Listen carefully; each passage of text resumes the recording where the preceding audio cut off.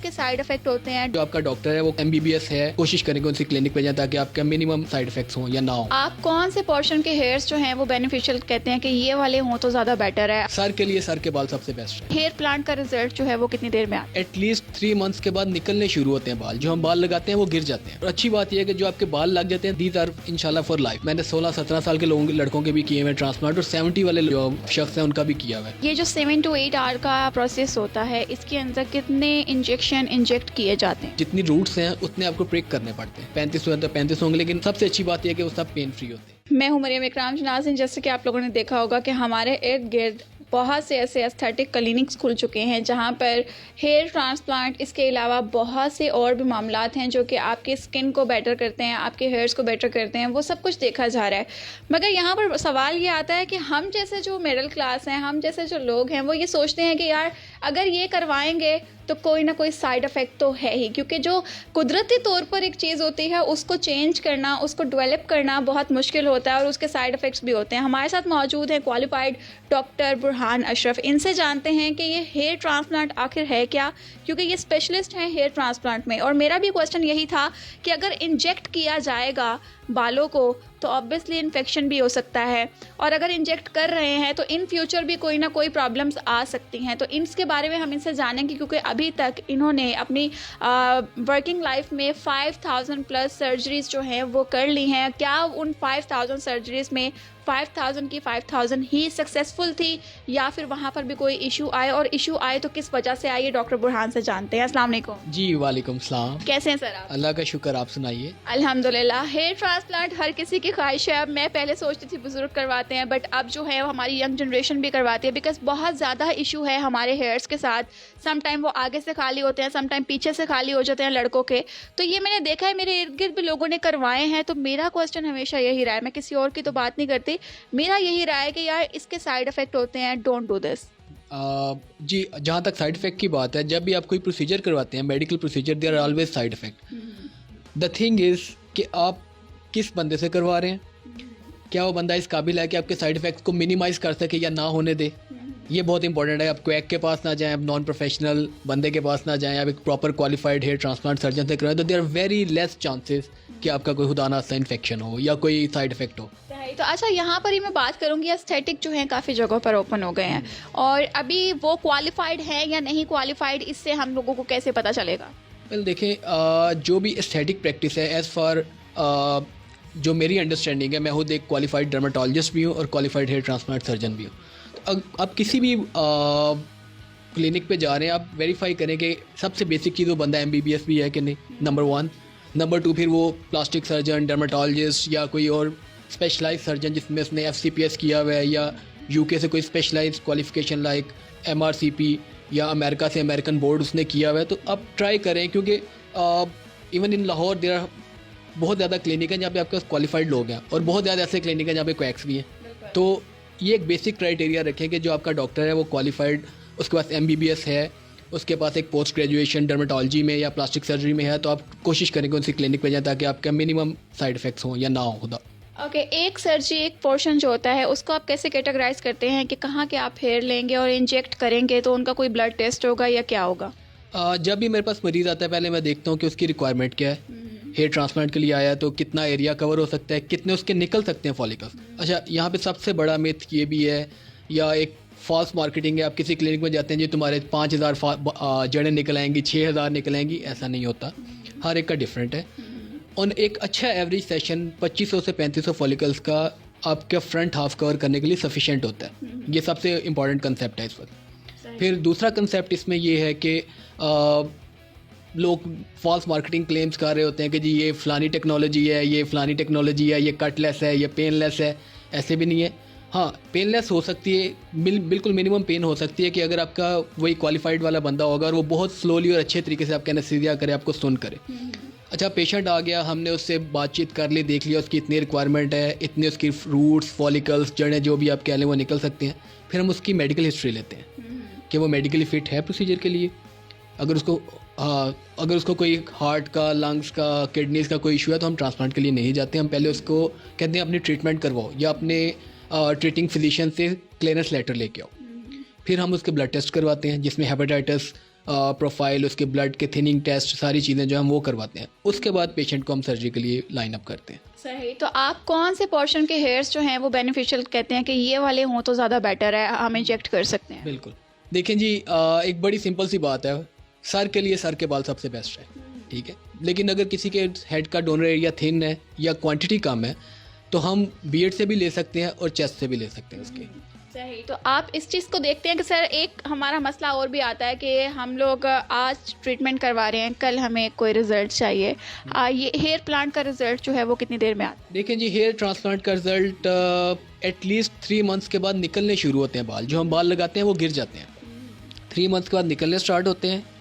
5-6 month में आपकी look change होती है और साल से सवा साल, समटाइम्स 1.5 साल भी लग जाता है एक फुल लुक आते हुए। तो this is a long procedure और लॉन्ग लास्टिंग रिजल्ट। और अच्छी बात यह है कि जो आपके बाल लग जाते हैं दीज आर इंशाल्लाह फॉर लाइफ। ओके। तो आप इसमें कोई एज रिस्ट्रिक्शन है कि इस एज पर ही करवा सकते हैं या इस एज के बाद नहीं करवा सकते? जी, जैसे 2011 से मैंने ट्रांसप्लांट स्टार्ट किया है, अब ऑलमोस्ट 11-12 साल हो गए मुझे ट्रांसप्लांट करते हुए। तो उस वक्त से अब तक सबसे बड़ी चेंज ये है कि हमारे पास यंगर एजेस में हेयर लॉस बहुत ज़्यादा आने लग गया है। एक कह लें एपिडेमिक है, एक पूरी पॉपुलेशन में बहुत ज़्यादा आ गया, शायद जेनेटिक फैक्टर है, फिर हमारे जो अपने फास्ट फूड एलिमेंट्स और लाइफस्टाइल, एक सेडेंटरी लाइफस्टाइल है। तो मेरे पास मैंने 16-17 साल के लड़कों के भी किए हुए ट्रांसप्लांट और 70 वाले जो शख्स हैं उनका भी किया हुआ है। अगेन वही बात कि आपने कैसे हेयर लाइन डिज़ाइन करनी है 16 साल के लड़के में कि वो अननेचुरल ना लगे, क्योंकि उसकी पूरी लाइफ है आगे। तो आप जितना उसकी नेचुरल नैरो हेयर लाइन बनाएंगे वो उतना अच्छा लुक देगा और उतना वो कमिंग ईयर्स में वो नेचुरल लगेगा। तो ये सारी चीज़ें आपकी पेशेंट की जो एस्थेटिक है वो आप उसके साथ कंसल्टेशन में से डिस्कस करते हैं। सही। तो ये जो 7 to 8 आवर का प्रोसेस होता है, इसके अंदर कितने इंजेक्शन इंजेक्ट किए जाते हैं? इंजेक्शन उस तरह तो आप नहीं काउंट कर सकते। आप ये करते हैं कि आप उसको सुन कर लेते हैं, पूरे हेड के अराउंड ऑल अराउंड आप उसको लोकल एनेस्थीसिया जिसे कहते हैं वो सुन कर लेते हैं। वंस वो सुन हो जाता है तो आपने नंबर और जितनी रूट्स हैं उतने आपको प्रिक करने पड़ते हैं। वो 3000 हैं तो 3000 होंगे, 35 हैं तो 35 होंगे। लेकिन सबसे अच्छी बात यह है कि वो सब पेन फ्री होते हैं, उसमें पेन नहीं होता। ये सारा प्रोसेस जो चल रहा होता है इसमें रूट्स भी आ जाते हैं, सब कुछ हो जाता है, तो क्या इनके दोबारा गिरने का होता है या फिर कोई प्रिकॉशंस वगैरह आप देते हैं कि आफ्टर ट्रीटमेंट आपने ये चीज़ें यूज़ करनी है? बिल्कुल। देखें जी, ट्रांसप्लांट जो है वो सिर्फ इसलिए कि जो आपके बाल चले गए हम वो रिस्टोर कर रहे हैं, लेकिन जो आपका अपना हेयर लॉस है वो तो चल रहा है, ठीक है। तो हमें उसके लिए शायद मैं अपने पेशेंट को हमेशा ये कहता हूँ भाई ट्रांसप्लांट इज़ इम्पॉर्टेंट, बट उससे ज़्यादा इंपॉर्टेंट यह कि आप अपना हेयर लॉस लो करो। उसके लिए हम ब्लड टेस्ट भी कराते हैं उनके, जिसमें विटामिन लेवल्स और हार्मोनल लेवल्स, और उसको लॉन्ग टर्म मेडिकेशन भी देते हैं जिसमें कुछ स्प्रेज हैं, कुछ मल्टीविटामिन हैं और पीआरपी के सेशन रिकमेंड करते हैं। अच्छा, ये पीआरपी और हेयर ट्रांसप्लांट, इसमें कोई डिफरेंस जो है ना कॉमन मैन को नहीं समझ आ रहा होता, वो सोचता शायद पीआरपी भी ऐसा ही है, हेयर ट्रांसप्लांट भी ऐसा ही है, दोनों से बाल ही आने हैं, तो पीआरपी क्या है? बिल्कुल, ये बहुत वैलिड क्वेश्चन है जो हर पेशेंट आके मुझसे भी क्वेश्चन पूछता है ये वाला। तो पीआरपी एक ऐसा प्रोसीजर जिसमें आपका ब्लड लिया जाता है, जितना ब्लड टेस्ट के लिए देने जाते हैं कभी भी 1 सिरिंज या 2 सिरिंजेस, उसको हम स्पेशलाइज प्रोसेस करते हैं सेंट्रीफ्यूज में और उससे प्लेटलेट रिच प्लाज्मा निकालते हैं। ये पीआरपी इसका एब्रीविएशन है, प्लेटलेट रिच प्लाज्मा, और हम उसको सुन करके बालों में लगाते हैं, ठीक है। उसका ये भी इंजेक्ट करते हैं? ये इंजेक्ट करते हैं। ये एक छोटा प्रोसीजर है, 30-40 मिनट्स का प्रोसीजर है, कांस्टेंट बेसिस पे होना चाहिए, मतलब एटलीस्ट 3 सेशन 1-1 महीने के गैप से, फिर हर 3 महीने बाद। पीआरपी से सिर्फ ये होता है कि आपके बाल गिरने स्लो डाउन हो जाते हैं, या कुछ बिल्कुल टॉप पे थोड़े से बाल आ सकते हैं। ये बिल्कुल गलत बात है कि आप पीआरपी के 3 सेशन के अंदर बाल वापस आ जाएंगे, ये बिल्कुल गलत क्लेम्स है जो लोग कर रहे हैं, ऐसे नहीं होता। पीआरपी सिर्फ आपके बालों को स्ट्रेंथन अप करता है। अच्छा, मैं डॉक्टर बुरहान अशरफ पे क्यों ट्रस्ट करूं? आपकी क्या डिग्री है, आपने क्या लोगों को ट्रस्ट डेवलप करवाया है? जी, देखें, कभी भी आप किसी भी पेशेंट को उस तरह फोर्स नहीं कर सकते कि इसी डॉक्टर के पास जाओ, बट आप किसी भी डॉक्टर के पास जा रहे हैं, आप सबसे पहले देखेंगे उसने एमबीबीएस किया हुआ है, ठीक है, नंबर 1। नंबर 2 ये है, आप हेयर ट्रांसप्लांट के लिए जा रहे हैं तो क्वालिफाइड डर्माटोलॉजिस्ट है, एफसीपीएस डर्माटोलॉजिस्ट ने किया हुआ है। फिर उसके बाद उसके पास कोई और फॉरेन पोस्ट ग्रेजुएट क्वालिफिकेशन जैसे American board of hair restoration surgery है, वो मैंने क्वालिफाई भी किया हुआ है और मैं उसका एग्जामिनर भी हूँ, मैं एनुअली उसका एग्ज़ाम कंडक्ट कराता हूँ, ठीक है। फिर royal college of physicians London, Glasgow, एडी ब्राउन, सबसे मैंने पोस्ट ग्रेजुएशन की हुई हैं। तो and number of years of experience for last 11 years या 12 ईयर्स जो है मैं थाउजेंड्स ऑफ हेयर ट्रांसप्लांट कर रहा हूँ। तो आई थिंक इससे ज़्यादा मैं कुछ नहीं कह सकता। अच्छा डॉक्टर साहब, मैं लास्ट क्वेश्चन आपसे पूछना चाहूँगी कि यहाँ पर तो एस्थेटिक का नाम आए और हमारे पाकिस्तान में समझ आ जाती है कि यार एक फेशियल ही लेंगे तो उसमें 25,000 to 30,000 लग जाएंगे। तो हेयर ट्रांसप्लांट जो है उसका जो कितने सेशन है और क्या प्राइस से स्टार्ट होता है? देखिए, हम हमेशा ये बात कहते हैं कि हेयर ट्रांसप्लांट कभी भी एक प्रोसीजर पूरी ट्रीटमेंट नहीं है, ठीक है। एक प्रोसीजर से आपकी लुक चेंज हो जाती है, आपकी फेस फ्रेमिंग हो जाती है, आपकी हेयर लाइन बन जाती है, लेकिन हमेशा आपको डेंसिटी ऐड करवाने के लिए साल सवा साल बाद एक प्रोसीजर करवाना चाहिए। बहुत से पेशेंट हैं जो चंद बालों से खुश हो जाते हैं, बहुत सब्जेक्टिव फीलिंग है। अगर मेरे सर पे 4 बाल और मैं खुश हूँ तो दिस इज़ माई चॉइस। और कुछ लोग मेरे पास आते हैं, उनके बिल्कुल फुल बाल होते हैं लेकिन वो कहते हैं जी हमें और चाहिए। तो नंबर ऑफ़ सेशन डिपेंड करता है पेशेंट के सेटिस्फेक्शन लेवल पे, लेकिन मेरे मुताबिक एटलीस्ट 2 सेशन होने चाहिए एक अच्छी कवरेज और घनेपन के लिए, और कम से कम साल सवा साल के गैप से 2 सेशन, मतलब एक कभी हुआ 1 साल से 1.5 साल या सवा साल बाद आप करा सकते हैं। प्राइसेस कहाँ से स्टार्ट हो रही है? प्राइसेस नॉर्मली 50-60,000 से स्टार्ट होती है और नंबर ऑफ़ फॉलिकल्स पर डिपेंड करते हुए वो आगे चलती जाती हैं। जी नाज़रीन, इस वक्त हमारे साथ डॉक्टर बुरहान मौजूद थे। इनसे हमने जाना कि हेयर ट्रांसप्लांट आखिरकार है क्या और इसकी प्राइजेस क्या हैं, और आजकल की जो रिक्वायरमेंट है हर किसी के लिए कि हेयर ट्रांसप्लांट बहुत ज़रूरी हो चुका है, क्योंकि लड़कों के ये जो इश्यूज़ हैं वो चलते आ रहे हैं कि पीछे से गंजपन या आगे साइड्स जो हैं वो इशू ये आ रहा है। ये वैसे इस इशू को अगर आप प्रोमिनेंट करें तो ये इशू है क्या? जो हेयर लॉस का इशू है, देखें इसको हम कहते हैं एक मल्टीपल फैक्टर्स पे डिपेंड कर रहा होता है। सबसे इम्पोर्टेंट है जीन्स। हमारी पॉपुलेशन में स्पेशली जो हम पाकिस्तानीज़ हैं या साउथ एशियन पॉपुलेशन है हमारे यहाँ पे जो जीन्स हैं वो क्लस्टर हो गए हैं, तो यंगर एजेस में जल्दी हेयर लॉस आता जा रहा है। फिर उसके बाद हमारा सीडेंटरी लाइफस्टाइल जो है, ईटिंग हैबिट्स हैं, ये सब के और एनवायरनमेंट, ये सब के सब इसको कंपाउंड कर रहे हैं। तो जो जैसे मैंने डिस्कस किया, पिछले 11-12 सालों में मैंने देखा कि हमारी यंगर जनरेशन में हेयर लॉस जल्दी आता जा रहा है। तो उसके लिए हमें यह है कि हमें अपना लाइफस्टाइल भी चेंज करना चाहिए। मैं अपने हर पेशेंट को ये कहता हूँ, मैं कोशिश करता हूँ कि वो फास्ट फूड के बजाय ऑर्गेनिक डाइट पे आएँ और जो है ना प्रिवेंटिव हेयर लॉस मेडिकेशन और मल्टीविटामिन्स भी यूज़ करें। 5,000 सर्जरी में से कोई सर्जरी नाकाम रही?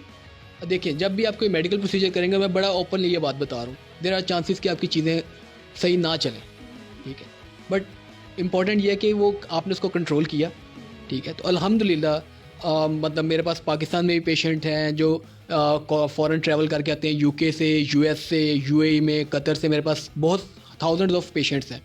तो अल्लाह का शुक्र है कभी कोई मेजर इशू नहीं हुआ। छोटा मोटा कोई ग्रोथ पिंपल निकल आए या कोई किसी पॉइंट पे ग्रोथ ना हो तो वो हम उसको खुद एड्रेस करते हैं, और सर्जरी के बाद कई महीनों तक मैं पेशेंट के साथ डायरेक्ट व्हाट्सएप पे इन कांटेक्ट रहता हूँ कि वो डायरेक्ट मुझे कांटेक्ट करके अपनी कोई भी इसको इशू हो मुझे बता सकता है। अगर आपसे कोई कंसल्ट करना चाह रहे हैं तो वो किस तरह कर सकता है? देखें, आपका फ़ोन नंबर भी आप चला दीजिए, उस पर लिखा होगा सारा, वो डायरेक्ट मेरे से कोऑर्डिनेशन में आ जाएगा।